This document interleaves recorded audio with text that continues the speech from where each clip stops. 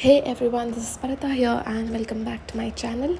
I am sure you are loving the views that you are seeing here, and I have explained where it is at the end of the video, so stay tuned. This is part 2 of Hop on Hop off bus. If you've not watched part 1, I am linking it in the description box and towards the end of the video as well. Today is my last day in Hobart, and I have checked out of my hostel, which is around 10 a.m. and I've kept my luggage there in the storage room. I wanted to do Cascade Brewery, which I didn't have the time to do yesterday because they start at 10 a.m. and close at 4:30 a.m. This is during August, so you're not left with much time to do things around here. So right now I am at Brook Street Pier, the same place where you get all the buses for tourism, and I'm waiting for hop on hop off bus because I've taken it for 48 hours, so I can utilize it today as well. I grabbed my breakfast from Dasi. The almond croissant is delicious. Before reaching Dasi, I stopped by at a Turkish cafe which gave vegetarian salad wraps, and it was one of the very few places that were open at 10 or 11 in the morning. Yes, Hobart keeps on sleeping. I mean, the number of hours, working hours are very less. So Dasi and even the Turkish joint beside Dasi, it had exceptionally brilliant food and it was delicious. So I picked up a wrap and I picked up something from Dasi and sat outside in the veranda and enjoyed my breakfast.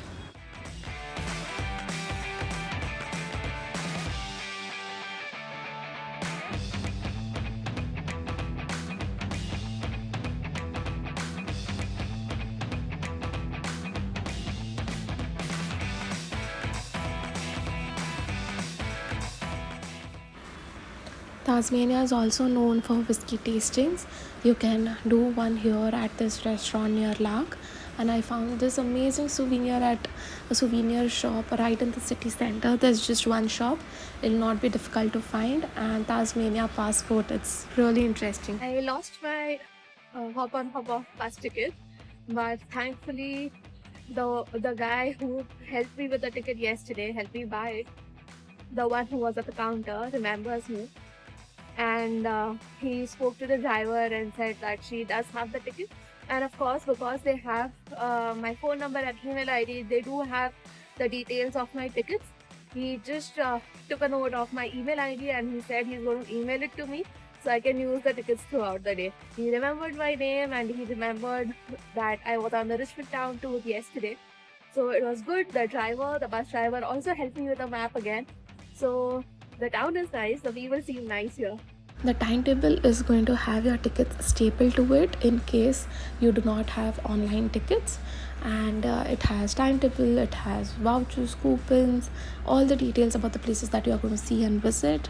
That was a picture of the last alive Tasmanian devil, and Today I stopped directly at Royal Botanical Gardens, where the lady here at the entrance, she explained us the entire map and gave us a hard copy of it as well.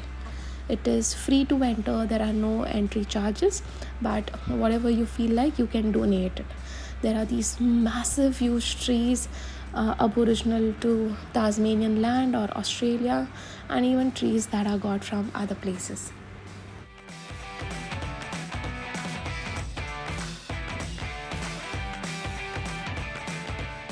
I did not visit the Cascade Brewery for whatever reasons. You need to book the tour. They have a 1-hour tour inside the brewery, and you can book it while you are on the bus itself. So you need not pre-book it way in advance. I am sure it does not get sold out. And once you book it, you obviously get the tour of the entire distillery. They still take water from the Mount Wellington to make their beers and alcohol, and they also have tasting of 4 beers. So once that is done, you can hop on another bus. They have their specific timings. So the bus was reaching there around 11:30, and the next tour was at 12:30 p.m. and 2:30 p.m. So I think they have limited tours throughout the day. So just plan your day accordingly and hop on the next bus accordingly. I am in Royal Botanical Gardens right now, where they have species from an island which is in between Antarctica and Tasmania, that is Macquarie Island, which is very unique, and I'm thrilled, of course, along with other Tasmanian trees and plants around.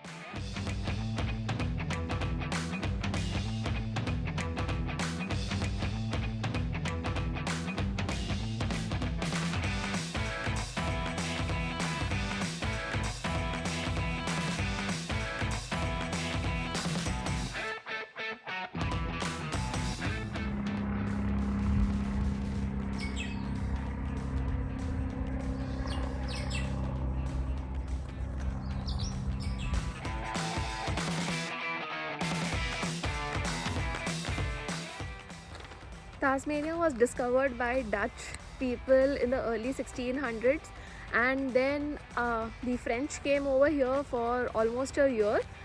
After they left, and in the early 1800s, the British from Sydney came over to take over Tasmania. So the Dutch guy who discovered this place was called Abel Tasman, and that's why Tasmania. And the city of Hobart was ruled by a general called Hobart, who was British, and that's why the name from Nipaluna is changed. The Aboriginal name from Nipaluna has changed to Hobart since then. Also, last year when I was in Melbourne, our walking tour guide told us that if you see any trees which during fall they fall, and they are bright orange and yellow in color, as in like how you see the European autumn, that means that those trees are not native Australians. They have been brought in by the early Europeans and colonizers while they were settling in here. So those are not native Australian trees.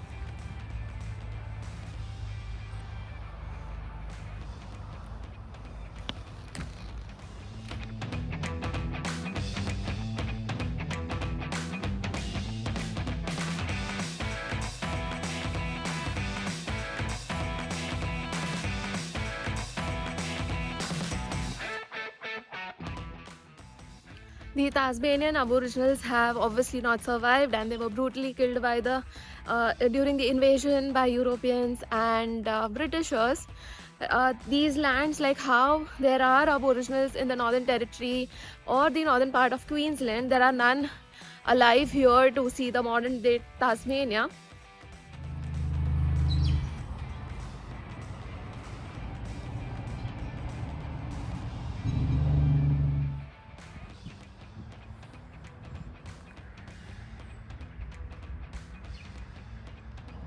Hobart as a town is very tiny. All the main points of attractions and city center is located in the radius of 500 meters only.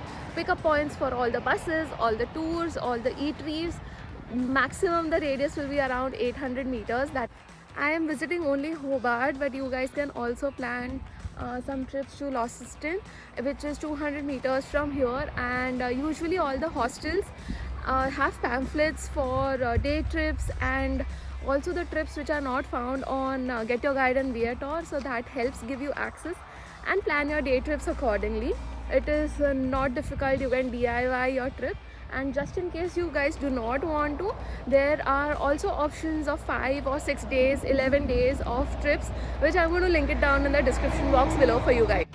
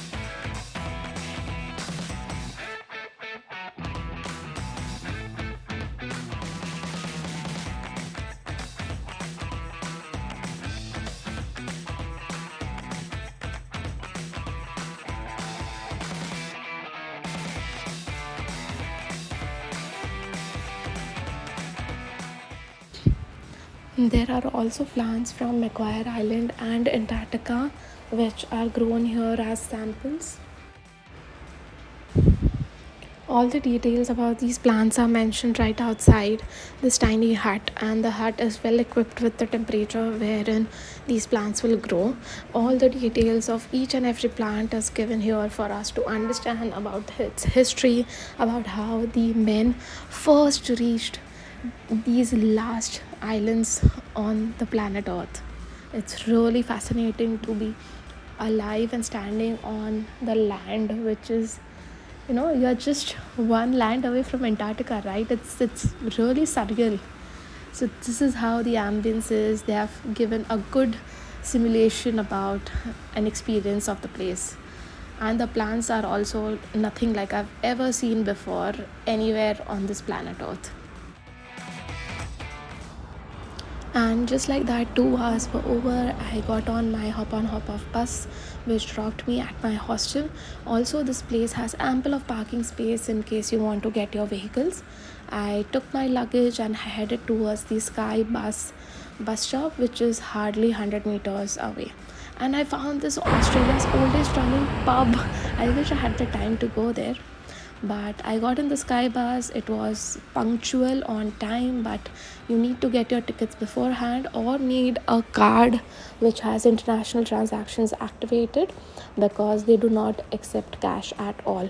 While coming from Sydney to Hobart, my friends and I booked a cab because this is $20, and the cab for 3 people was turning out to be $30, making it cheaper than Sky Bus for all three of us.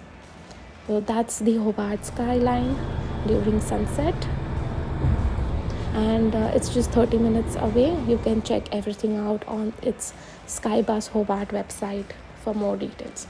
I reached the airport and found these brilliant Tasmanian Devils installations, and I flew Jetstar. Remember to take the exact weight as you have booked it for, or else you will be charged heavily. You have to print your own luggage tags and boarding passes because of not enough human resource.